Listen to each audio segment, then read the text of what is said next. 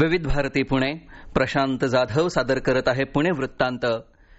Khelo India स्पर्धेत महाराष्ट्रानं 58 सुवर्ण, 47 रौप्य, 53 कांस्य अशी एकंदर 158 पदकांची लयलूट करत स्पर्धेत सलग तिसऱ्यांदा अव्वल स्थान मिळवलं. या यशाबद्दल मुख्यमंत्री देवेंद्र फडणवीस यांनी सर्व खेळाडू आणि सदस्यांचं अभिनंदन केलं आहे. या यशामुळे राज्याच्या क्रीडा क्षेत्राच्या उज्ज्वल भविष्याची पायाभरणी होत असल्याचं सांगत उपमुख्यमंत्री आणि महाराष्ट्र ऑलिम्पिक संघटनेचे अध्यक्ष अजित पवार यांनी महाराष्ट्राच्या पथकातील खेळाडू आणि सर्व सदस्यांचं अभिनंदन करत सर्व खेळाडूंना त्यांच्या उज्ज्वल कारकिर्दीसाठी शुभेच्छा दिल्या आहेत.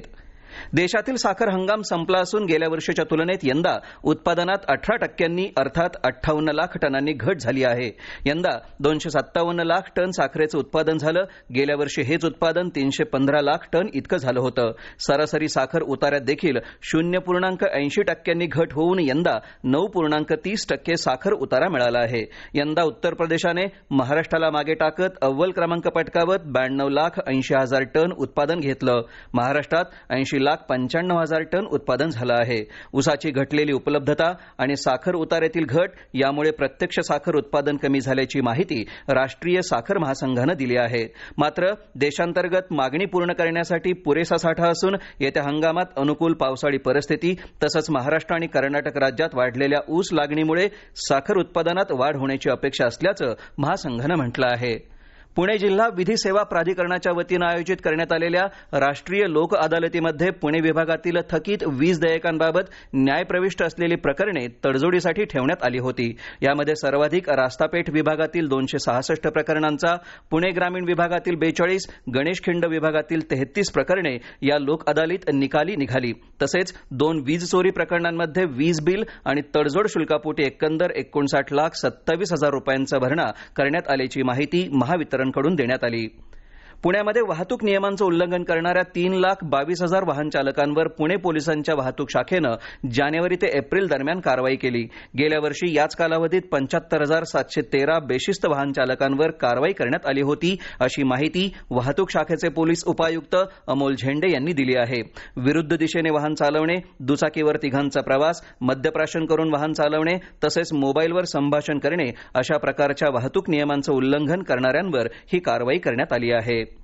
बहुरंग पुणे आयोजित 18व्या आंतरराष्ट्रीय आदिवासी चित्रपट महोत्सवाचं आयोजन येत्या 19 मे आणि 20 मे रोजी पुण्यातील पंडित जवाहरलाल नेहरू सांस्कृतिक भवन इथं केल्याची माहिती बहुरंगचे अध्यक्ष डॉक्टर कुंडलिक केदारी यांनी दिली. शिरमोर हे या महोत्सवाचं बोधचिन्ह आहे, जे माडिया गोंड नागरिक शिरस्त्राण म्हणून वापरत असलेल्या पारंपरिक वस्तूवर आधारित आहे. महोत्सवाचं उद्घाटन स्वामी रामानंद तीर्थ विद्यापीठाचे माजी कुलगुरू पंडित विद्यासागर यांच्या हस्ते होणार आहे.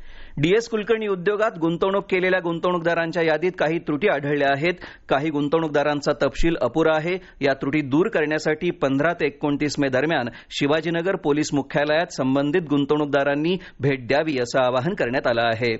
Pune table tennis league super league स्पर्धा आजपासून सुरू झाल्या आहेत. 3 दिवस चालणाऱ्या या स्पर्धेत एकंदर 6 संघ असून प्रत्येक संघात 8 खेळाडू असतील. महिला, पुरुष, प्रौढ खेळाडू, 15 आणि 17 वर्षाखालील मुले आणि मुली या गटातील खेळाडूंचा समावेश राहणार आहे. नैशा रेवस्कर, रोहित चौधरी, शौरेन सोमण, ईशान खांडेकर, समृद्धी कुलकर्णी, प्रणव घोलकर, संतोष वाकराडकर, रुचिता दारवटकर या स्थानिक खेळाडूंबरोबरच नागपूर, ठाणे, मुंबईमधील नामांकित खेळाडू या स्पर्धेत सहभागी होणार आहेत. पुणे कृषी उत्पन्न बाजार समितीच्या 2024-25 या आर्थिक वर्षाचं उत्पन्न वाढलं असून ते 106,18,52,000 इतकं झालं आहे. गेल्या वर्षीच्या तुलनेत हे उत्पन्न 12,22,00,000 रुपयांनी वाढलं आहे. समितीला सेसद्वारे सर्वाधिक 79,68,99,000 उत्पन्न मिळालं आहे.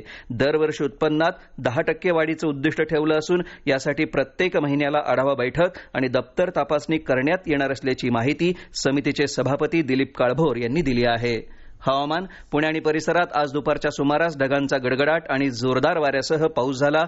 मध्यवर्ती भाग असलेल्या पेठांसह डेक्कन, कर्वेनगर, शिवाजीनगर, औंध, बाणेर या उपनगरांमध्ये पावसानं जोरदार हजेरी लावली. तसंच येरवडा, लोहगाव, वाघोली, खराडी, हडपसर या भागांमध्ये काळे ढग दाटून आले आहेत. हा होता आजचा पुणे वृत्तांत. उद्या पुन्हा भेटू विविध भारती पुणे केंद्रावर संध्याकाळी 6 वाजता ताज्या पुणे वृत्तांतमध्ये. नमस्कार.